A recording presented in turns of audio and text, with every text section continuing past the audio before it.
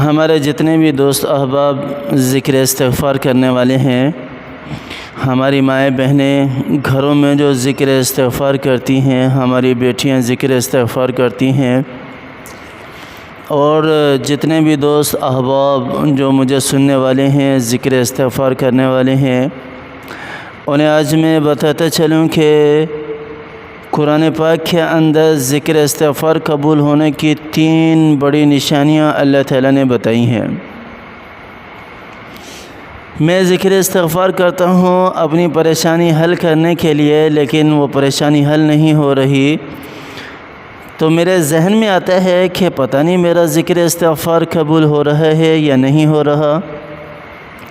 ایک آدمی ہے، اس نے بہت بڑی تمنا، بہت بڑی حاجت دل میں رکھ کر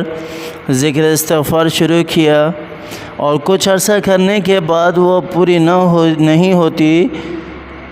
تو اس کے دل میں آتا ہے کہ پتہ نہیں میرا ذکر استغفار قبول ہو رہا ہے یا نہیں ہو رہا۔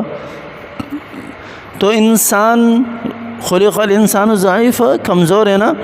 کہ تھوڑی سی محنت کرنے کے بعد وہ چاہتا ہے کہ مجھے اس کا پھل مل جائے، مجھے اس کا پھل اسی وقت مل جائے۔ تو انسان کے ذہن کے اندر عجیب و غریب وسوسے آنا شروع ہو جاتے ہیں کہ پتہ نہیں میرا استغفار قبول ہو رہا ہے یا نہیں ہو رہا، مجھے بینیفٹ پتہ نہیں کیوں نہیں مل رہا ہے، XYZ بہت ساری باتیں جو ہے نا وہ دماغ کو بھی پریشان کر رہی ہوتی ہے، اس بندے کو بھی پریشان کر رہی ہوتی ہے۔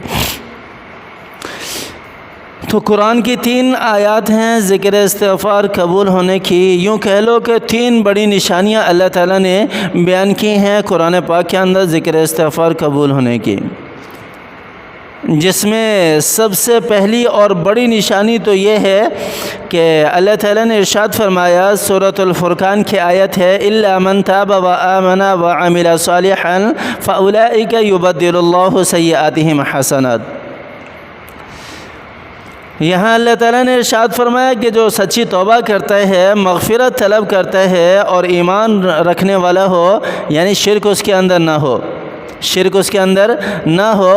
اگر وہ شرک سے بری ہے، اپنے آپ کی حفاظت کرتا ہے اور مومن ہے اور توبہ کر رہا ہے، مغفرت طلب کر رہا ہے، تو اللہ تعالیٰ کی ذات کہہ رہی ہے فَأُولَئِكَ يُبَدِّلُ اللَّهُ سَيِّئَاتِهِمْ حَسَنَاتٍ، کہ اس کے دل کے اندر گناہوں سے نفرت پیدا ہو جاتی ہے، اللہ تعالیٰ اس کے گناہوں کو اچھائیوں کے ساتھ تبدیل کر دیتے ہیں، اور یہ اسی وقت ہوتا ہے جب بندے کے دل کے اندر جس گناہ سے وہ توبہ کر رہا ہے، مغفرت طلب کر رہا ہے، اس گناہ سے نفرت پیدا ہو جائے، نفرت بھی شدید نفرت پیدا، شدید نہ تو کم از کم برا تو اس کو سمجھنے لگے ایمان کا یہ آخری درجہ ہے، ایمان کا یہ آخری درجہ ہے۔ پہلی بڑی نشانی استغفار قبول ہونے کی۔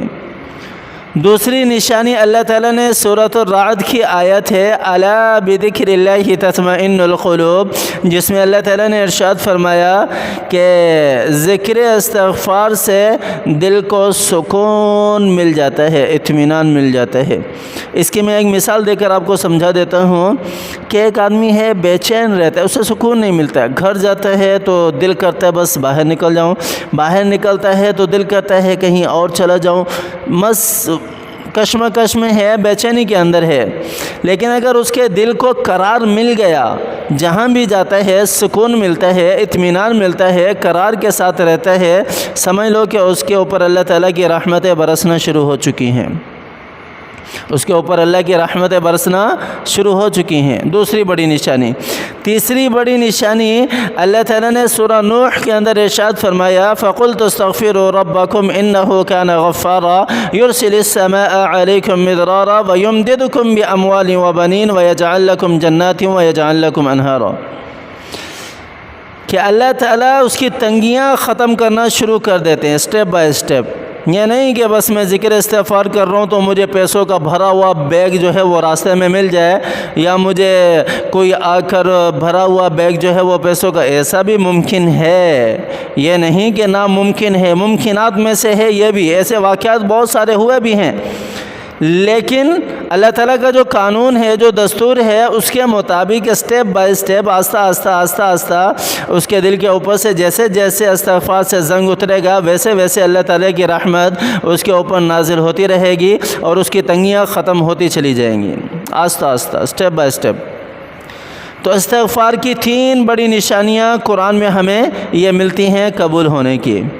تو آپ کثرت سے ذکر استغفار کریں، کبھی بھی مایوسی اپنے اندر آنے نہ دیں کہ میں استغفار کرتا ہوں یا کرتی ہوں، پتہ نہیں میرا استغفار قبول ہو رہا ہے یا نہیں ہو رہا، ایسا بالکل نہ ہو۔ اللہ پر یقین کامل رکھ کر استغفار کرنے والے بن جائیں،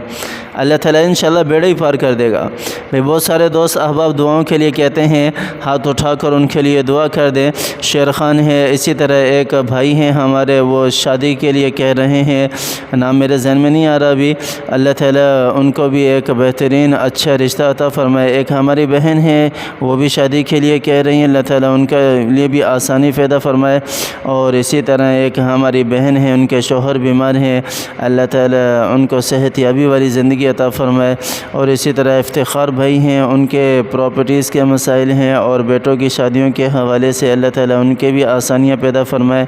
اور اسی طرح حمدان بھائی ہیں، اللہ تعالیٰ ان کے معاملات میں بھی آسانیاں پیدا فرمائے۔ اور اسی طرح انڈیا کے اور ساتھی ہیں، اللہ تعالیٰ کی ذات ان کے معاملات میں بھی آسانی پیدا فرمائے۔ اسی طرح لندن کے ایک ساتھی ہیں، انہوں نے بھی شادی کے لیے کہا ہے، اللہ تعالیٰ ان کے لیے بھی آسانی پیدا فرمائے، آمین ثم آمین۔